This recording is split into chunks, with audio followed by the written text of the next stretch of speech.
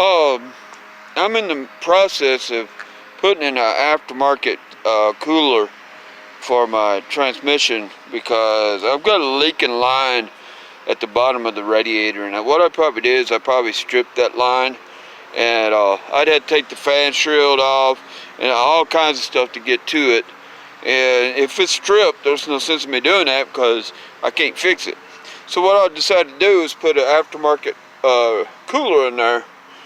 It don't really need the electric fan, but I got the kit for 40 bucks, so I decided to do it. And so what I'm going to do, I can't show the whole thing, but what I'm going to be doing is, right now I'm making a bracket, 2 brackets. And I got these plastic mounting things, whatever they call them. I really honestly don't know what they do call them. Nylon mounting rods. That's what they call them. So, with vibration pads, those are really important. This is just aluminum. It's really soft, and so this is like a poor man's antique. If there is a such thing as a poor man's antique. Anyway, it's a beater. I'm trying to keep it alive to take it to Missouri with me. And maybe the only thing that goes is me and whatever I can tote. And if that's the case, I want the transmission not to be leaking between here and there. And right now it's a pressure leak, and it's a really bad pressure leak. I don't know, about once a week or so I have to fill it up.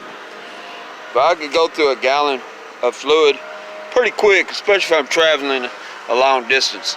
So I ain't gonna be able to work on it really hard, but eventually I'm gonna put that radiator right here.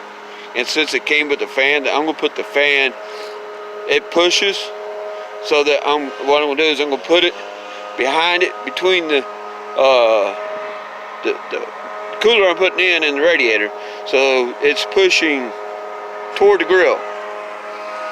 And of course the thermostat. I don't want the fan to run all the time, and I don't want to have to open the hood and pull the plug on the fan, blah blah blah. I'm gonna put it on the thermostat and I'm gonna let it run. If I understand the thermostat correctly, it turns it on and off at a certain temperature, and God willing, that is what it is. Hopefully it's not something different. I paid 20 bucks for it, so it looks like it's supposed to cut in 0 to 120. I don't know. I might have bought the wrong kind of thermostat. I was looking for one you actually put in the radiator with a rod, and I couldn't find that kit. I could find one, but it wanted me to have 2 controls. I'm not doing twin fans. I'm doing 1 fan. So I didn't want to pay 40 or 50 bucks for a set, so that I could have a half a set not used.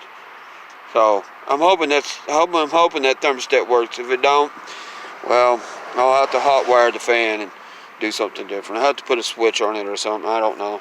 But we're gonna try it with thermostat first, and if that don't work, then I'll have to go back in and do something different. But anyway, that's what I'm gonna try to do.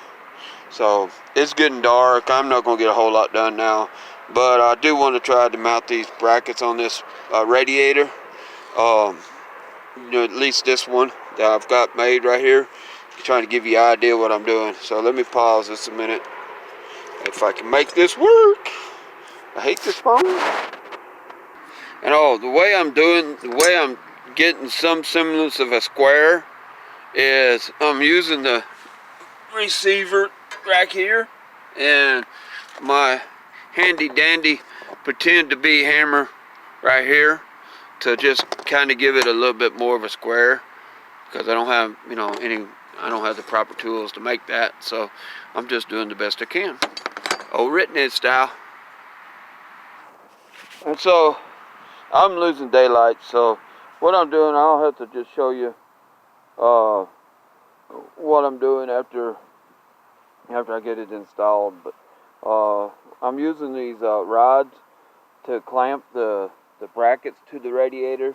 I'm putting the isolation pads between the bracket and the radiator, and the fan's going to be mounted on the bracket side, and brackets are offset to allow for the fan. Peace, guys.